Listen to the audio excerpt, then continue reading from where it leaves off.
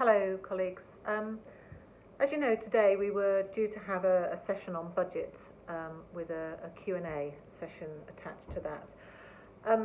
But because of the ever-changing situation, even within the last 76 hours, it'd be very difficult to answer all of your questions openly and fairly, and I want to be able to answer your questions. We want to be able to answer your questions in that fair and transparent way. So instead today, I'm doing this video, and I'm going to try and be as open as I can with you about the situation, which, as I've said, is changing constantly, and even within the last 76 hours, as we continue to forensically review our historic financial practices. I really can't sugarcoat the situation that we are in. We are in very, very financially challenging times, and we are in that territory, absolutely. So where are we and where do we find ourselves? You will know that full council considered our audit recommendations last month, and the picture was bleak, and we knew that the gaps that we had to close were significant.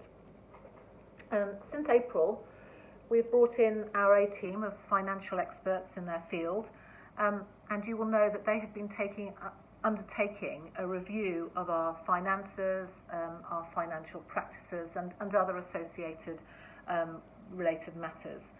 And as they've been doing that, and as you would expect, they have been uncovering and exposing some additional issues as well. So that's what's been happening. But at the moment now, what we're doing, and it is this A-team of financial experts under Steve Mayer that is happening, but together with the leadership team, we're working on our accounts. We're looking at the challenges of confirming our in-year budget position. We're developing plans on how we're going to deal with the 22, 23 and beyond. So we're not just looking at now, we're looking at next year, the year after and beyond. And other areas, so it's not just the general fund, but it's other areas like the HRA, but also the dedicated schools grant as well is an area that we're now giving a much stronger focus to going forward. And all of this is leading to good emerging practices around our financial processes, which is all good for the future. Now, I know we're in that challenging territory, and I know that there are rumours that are milling around an organisation, and of course that's to be expected. And I know that people will be feeling very anxious. I've been feeling very anxious myself, and that is an inevitable part of the situation that we find ourselves in. But I just wanted to say that as a leadership team and with lead members, we've been spending an awful lot of time looking at proposals around how we close that gap. And of course, we're looking at a whole range of things. But in doing that and looking at that whole range of things, what we're trying to do is to make sure that we're not cutting off our nose to spite our face in doing some of that, so that if we stop doing something over there, it's going to have a bigger financial implication over there. And so, of course, there are lots of things that are being looked at. We've inevitably got to look at the internal structures again, senior officers and the operational staff. We want to be looking at council buildings, land and other assets. We're carrying a number of vacancies, and inevitably we are looking at those vacancies. We spend a lot of money on agency staff, and we are looking at that in minutiae. And with lead members, we are now starting to explore service areas. So all of these things are happening. No decisions have been made, but if we weren't doing that exploratory piece of work at this stage, we would be challenging what we are actually doing. So it's important that we continue to explore all of those things. I talked about emotions, and personally, I've yo-yoed. I've come in one day, and the next day, some further bad news is delivered to me, and we inevitably feel that emotion. But I'm starting personally to now start to look at it through a different lens. We are in a very challenging situation based on poor financial practice over a number of years. But we are a very strong and determined organisation. And we now have an incredibly strong leadership team and staff cohort. And, you know, that's been as a result of some of the work we've done around our futures. And we always said that we wanted to be the best that we could be. And that's why we embarked on the Our Futures transformation programme.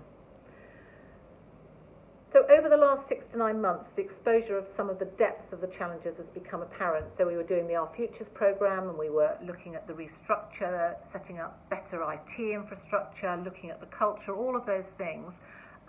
But in particular, as the closing of the 18-19 accounts progressed, the exposure of some of the financial challenges was starting to become apparent. But as an organisation, we are absolutely ready to make this once-in-a-generation change.